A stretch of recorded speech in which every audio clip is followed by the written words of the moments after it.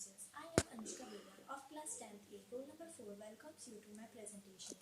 Today I am going to show my sewage treatment plant. I chose this project because from the past we seen that water scarcity has a major problem which is affecting people and aquatic marine biomes and affecting the organism living over there. Basically, a sewage treatment plant is a process of removing all the contamination and sludge from the water and makes its pH perfect clean for the people to drink. This includes many processes such as physical, chemical, and biological.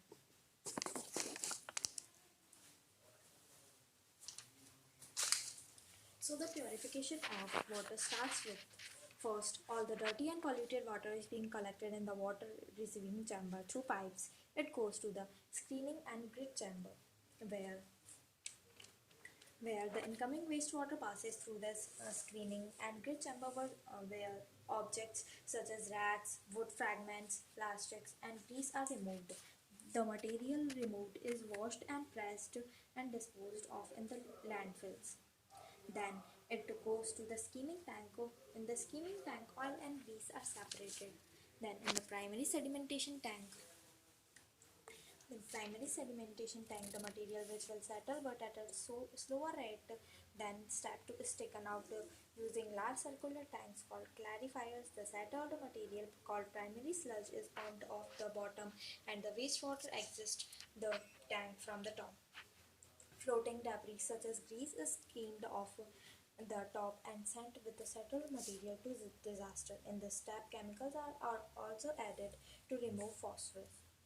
Now in the aeration tank, in this step, the wastewater receives the most of its treatment through biological degradation. The pollutants are consumed by microorganisms and transformed into cell tissue, water and nitrogen. The biological activity occurring in this step is very similar to what occur at the bottom of lakes and rivers, but in these areas the degradation takes years to accomplish. Now, in the secondary sedimentation tank, large circular tanks called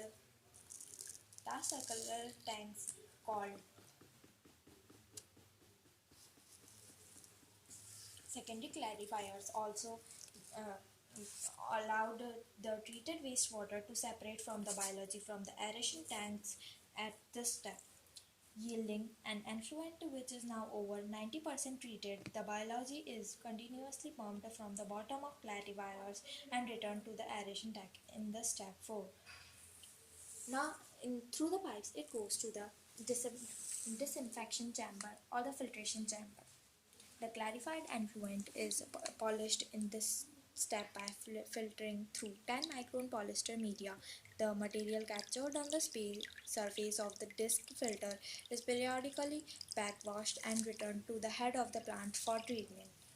And to assure the treated wastewater is virtually free of bacteria, ultraviolet disinfection is used after the filtration step. The ultraviolet treatment process kills remaining bacteria to levels within our discharge permit. Then it goes to the distribution chamber. Through the in this distribution chamber through pipelines, it comes to our houses. Thank you and have a nice day.